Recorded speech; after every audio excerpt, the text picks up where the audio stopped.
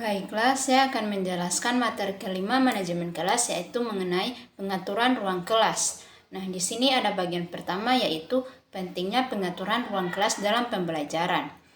Pengaturan ruang kelas berarti membangun dan memelihara lingkungan kelas yang kondusif bagi pembelajaran dan prestasi siswa. Di sini siswa dapat belajar lebih banyak di beberapa lingkungan kelas dibandingkan di lingkungan kelas yang lainnya.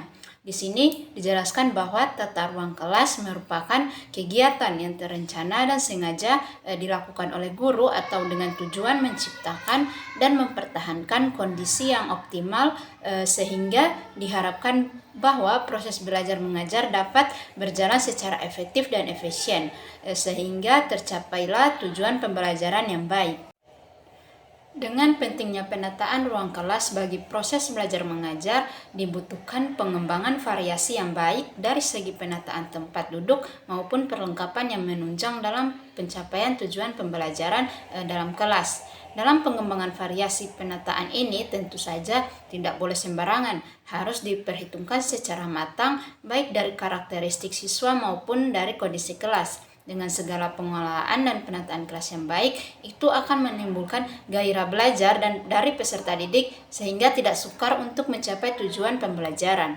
Nah, dapat disimpulkan bahwa tata ruang kelas merupakan kegiatan pengaturan untuk kepentingan pembelajaran agar terciptanya suasana belajar yang lebih bergairah dan perlu diperhatikan pengaturan dan penataan ruang kelas belajar. Penyusunan dan pengaturan ruang belajar hendaknya memungkinkan anak duduk berkelompok dan memudahkan guru bergerak secara leluasa untuk membantu siswa dalam belajar dalam kelas. Selanjutnya bagian kedua, yaitu menciptakan lingkungan yang kondusif untuk belajar. Menurut beberapa para ahli, yaitu Yani pada tahun 2013, bahwa sasaran manajemen kelas dapat diklarifikasikan ke dalam dua macam, yaitu pengelolaan ruang kelas dan pengelolaan peserta didik. Dan juga menurut Bermawi dan Arifin pada tahun 2012 bahwa ruang kelas merupakan tempat pembelajaran berlangsung. Kelas yang kondusif dapat tercapai apabila seorang guru sebagai manajer dapat mengelola ruang kelas dengan secara baik.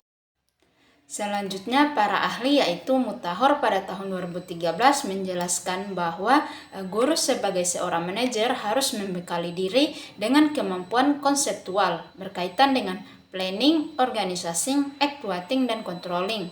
Yang pertama, perencanaan atau planning ruang kelas. Perencanaan di sini mencakup perencanaan tempat duduk peserta didik, perencanaan media pendidikan, dan perencanaan tanaman dan tumbuh-tumbuhan. Yang pertama, perencanaan tempat duduk peserta didik. Di sini dijelaskan bahwa dalam menentukan tempat duduk peserta didik sudah mempertimbangkan ukuran tubuh peserta didik tersebut. Para ahli yaitu Yani pada tahun 2013 mendefinisikan seperti tempat duduk peserta didik itu harus kuat, stabil, dan mudah dipindahkan oleh peserta didik. Ukuran sesuai dengan kelompok peserta didik dapat mendukung postur tubuh yang baik.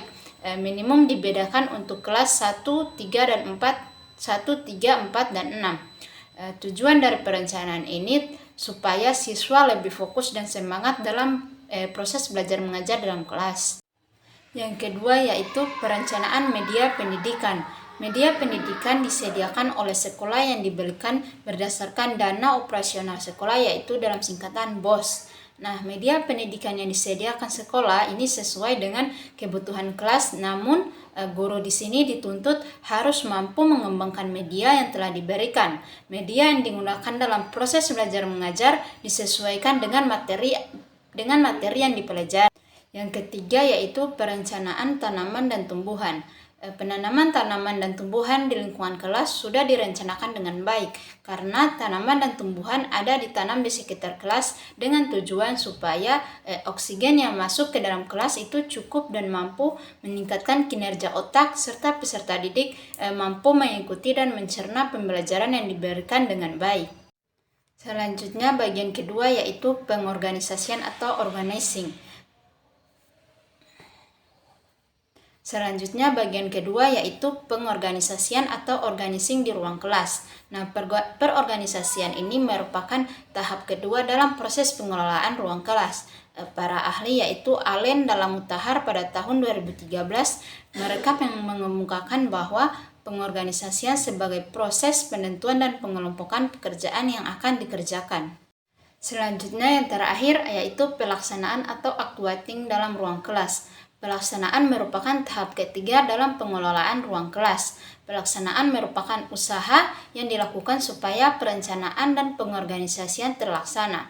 Pertama, pelaksana pengaturan tempat duduk, di mana pengalokasian formasi tempat duduk peserta didik sudah tervariasi dan dilaksanakan sesuai dengan metode yang digunakan.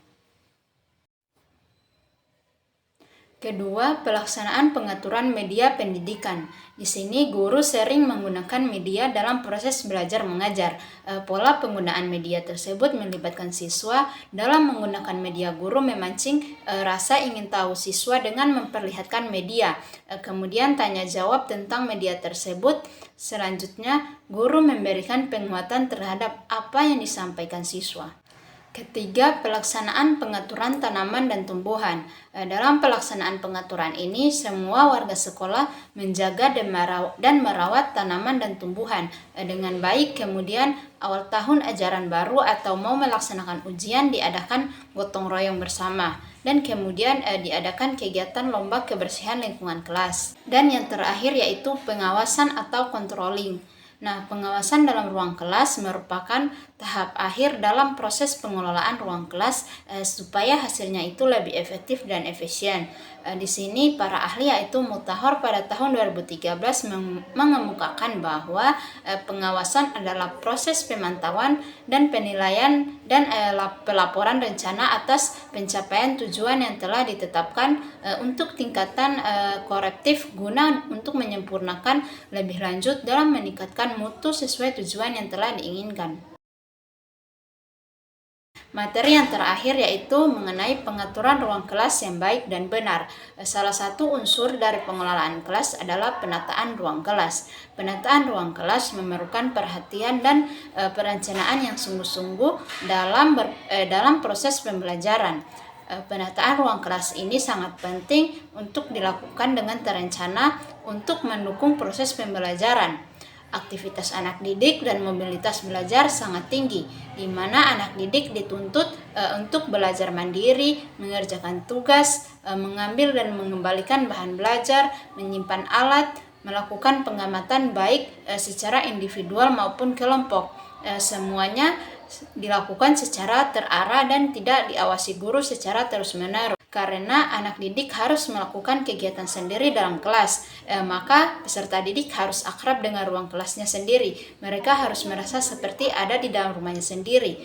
Proses belajar berjalan lancar karena anak didik telah mengenal ruang kelas dengan baik, di mana mereka mengambil, mengembalikan, dan menyimpan sesuatu yang berkaitan dengan bahan pembelajaran yang sudah dihafalkannya. Peserta didik dalam satu kelas biasanya memiliki kemampuan yang beragam. Ada yang pandai, sedang, dan kurang.